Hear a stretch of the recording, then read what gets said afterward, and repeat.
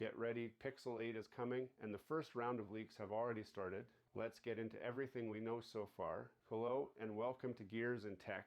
Leaks have surfaced about the availability and battery details for Google's next flagship phones, the Pixel 8 and 8 Pro. According to the leaker, Google may sell the Pixel 8 and Pixel 8 Pro in more markets than their predecessors or even the cheaper Pixel 7a. Currently, Google offers the Pixel 7 series in 17 countries, including Puerto Rico. Reportedly, Google will expand availability to Austria, Belgium, Portugal, and Switzerland, which would still fall far short of the countries in which Apple and Samsung's flagships are available. Both Pixel 8 series models will feature larger batteries than their predecessors. It's only by 24 mAh for the Pixel 8 Pro, but that's better than nothing. Specifically, the Pixel 8 Pro is said to utilize a 4,950 mAh battery compared to the 4,926 mAh equivalent in the Pixel 7 Pro. In comparison, the Pixel 7 has a 4,485 mAh battery, a 5% improvement over the Pixel 7.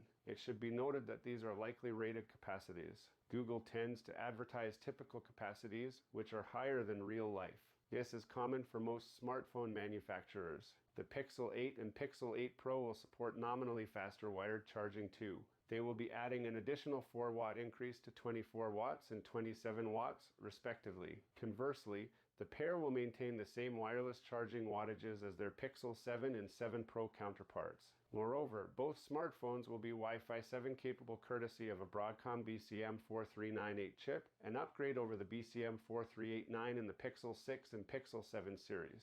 Google will still reserve ultra-wideband connectivity for its Pro-branded smartphone, though. Other upgrades from the Pixel 7 series include a 120Hz display for the Pixel 8 and a Tensor G3 chipset for both models, as well as display improvements for the Pixel 8 Pro. As per the latest leak, the Pixel 8 dimensions are 150.5 by 70.8 by 8.9 millimeters. For comparison, the Pixel 7 comes in at 155.6 by 73.2 by 8.7 millimeters. Google's designers have managed to shave a good 5 millimeters from the height and also made the phone narrower by about 2.4 millimeters. That might not sound like much, but it creates quite some difference when you actually hold a phone in your hands. Plus, those rounded corners and curved sides will certainly make it comfortable in your palm and also in your pockets. Here's a scaled dimensions comparison between the Pixel 8 Pro, Pixel 7, and Pixel 8 to highlight the size difference. More recently, we discovered 2 leaked photos that confirm a lot of physical aspects of the new phones, as well as the specs inside.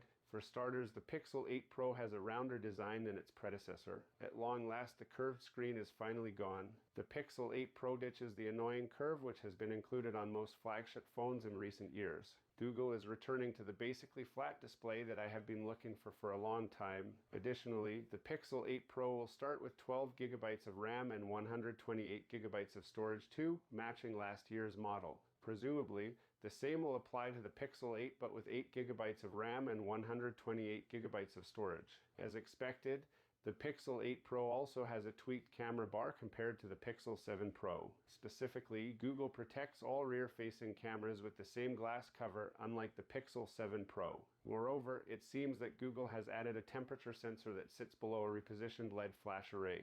The same pictures reveal the device's zoomer revision. This is a code name for the Tensor G3 chipset. Typically, we would recommend exercising caution over leaks such as these. However, in this case, the pictures are believed to be legit, and the details discussed here are expected to be accurate. I, for one, am excited about the return of the flat screens, and will be planning to purchase one of these phones for hands-on review as soon as it's available. I expect pricing will be around $899 USD when the phone releases in October. What do you think? Is this phone worth picking up? Do you have your eyes on a different phone? Tell us about it in the comments, and don't forget to join us for the next video.